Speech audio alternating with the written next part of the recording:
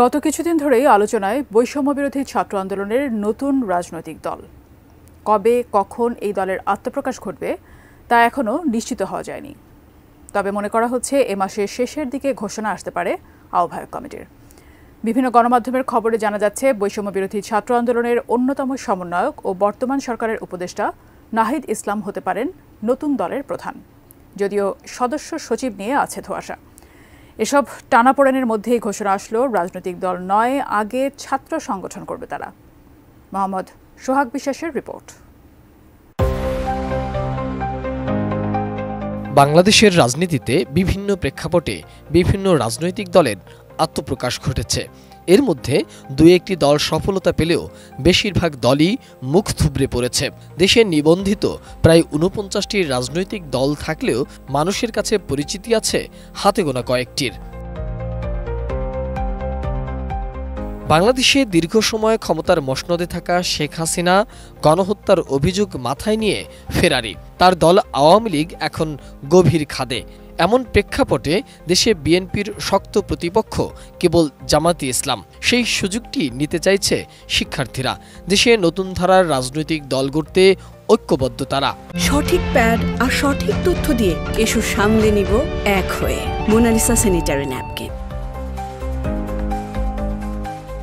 জাতীয় নাগরিক কমিটির ব্যানারে এরই মধ্যে সারা দেশে সদস্য সংগ্রহ করছে শিক্ষার্থীরা, যারা পরবর্তীতে যুক্ত হতে পারেন নতুন দলে। গুঞ্জন উঠেছে উপদেষ্টা নাহিদ ইসলাম পদত্যাগ করে ঘোষণা দেবেন নতুন দলের, আর সদস্য সচিব পদে আলোচনায় আছে আক্তার হোসেন, সার্জিস আলম ও হাসনাত আবদুল্লাহ। তবে এই পদ নিয়ে দ্বন্দ্বের বিষয়টিও আলোচনায় আসছে।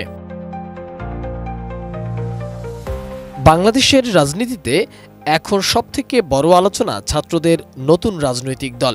নতুন এই দলকে কেউ কেউ স্বাগত জানালেও কিংস পার্টি হওয়া নিয়েও সন্দেহ অনেকের মুখে।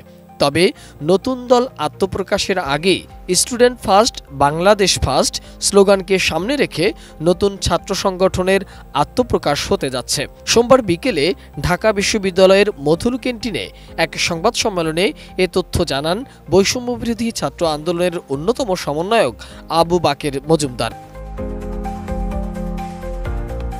এ সময় তিনি বলেন, নতুন এ সংগঠনটি লেজুর ভিত্তিক হবে না, স্বতন্ত্রভাবে কাজ করবে।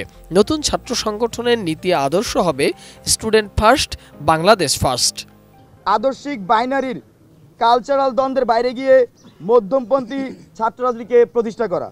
আমাদের এই সকল বাস্তবতাকে সামনে রেখে আমরা আজকে এবং আগামীকাল শিক্ষার্থীদের মতামত নেওয়ার প্রক্রিয়ার অংশ হিসেবে জনমত জরিপ ও সদস্য আহ্বান কর্মসূচি ঘোষণা করছি। আমাদের এই ছাত্র সংগঠন কখনোই লেজুর ভিত্তিক ছাত্র রাজনীতি তারা করবে না। আমাদের এই ছাত্র সংগঠন একটি স্বতন্ত্র ছাত্র সংগঠন হিসেবে আত্মপ্রকাশ করবে। শিগগিরই এ ছাত্র সংগঠনের আত্মপ্রকাশ হতে যাচ্ছে জানিয়ে তিনি বলেন, আত্মপ্রকাশ করার আগে আমরা ঢাকা বিশ্ববিদ্যালয় সহ বিভিন্ন শিক্ষা প্রতিষ্ঠানে জনমত জরিপ করব। সেখান থেকে এই ছাত্র সংগঠনের নাম সহ বিভিন্ন বিষয় নির্ধারণ করে সংগঠনটির আনুষ্ঠানিকভাবে আত্মপ্রকাশ করবে।